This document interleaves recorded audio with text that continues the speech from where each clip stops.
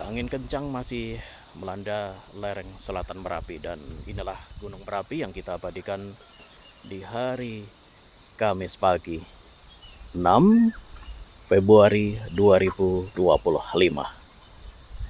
Cerah hari ini. Inilah kondisi terbaru puncak Merapi dan juga Kupah Barat Daya.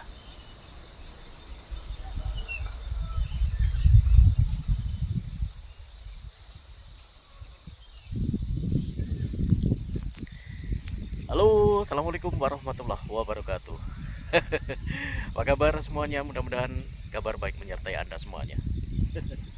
Ya, seperti ini ya suasana di lereng selatan Merapi. Bawah sana adalah Kali Boyong. Nah, itu lokasi penambangan pasir Merapi. Dan Merapinya cerah cuaca.